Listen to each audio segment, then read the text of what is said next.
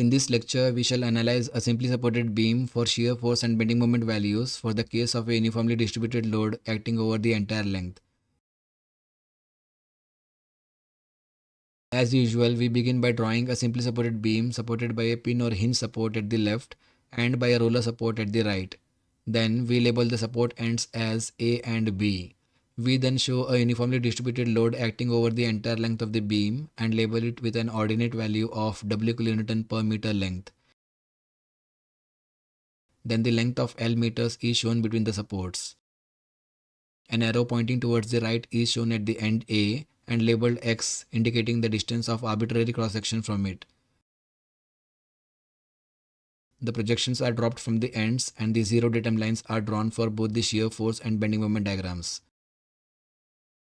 We now directly indicate reaction force values of 1/2 W times L each at A and B, since this is the case of symmetric loading on the beam geometry, and using static equilibrium equations may be skipped at this stage for optimization of time and effort.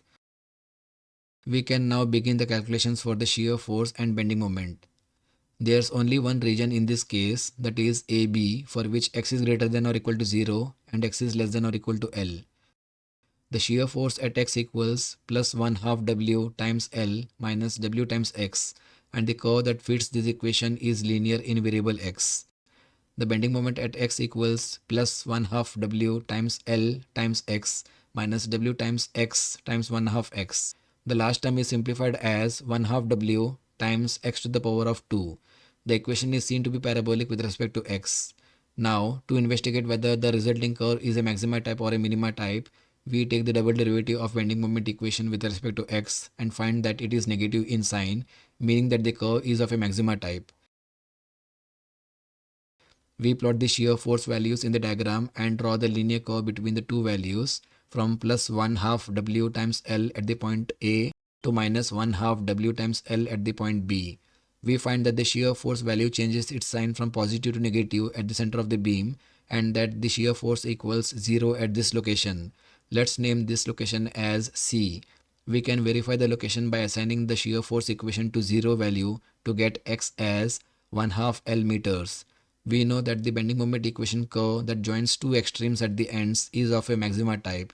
We assign x equal to 0 meter and x equal to L meters in the bending moment equation to get 0 bending moment values for both the support locations.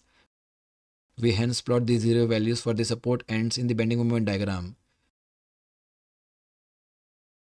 Now, for obtaining the location of the maximum bending moment, we take the first derivative of the moment equation and equate it to 0 as per the concept of finding maxima in elementary calculus. But we know from the discussion in our earlier lectures that the rate of change of bending moment at a section also equals the shear force at the section, for which x equals 1/2 L meters in the present case. We hence insert x equal to 1/2 L meters in the bending moment equation to get the maximum bending moment value of W times L squared over 8 kilonewton meter. We hence plot the curve in the bending moment diagram.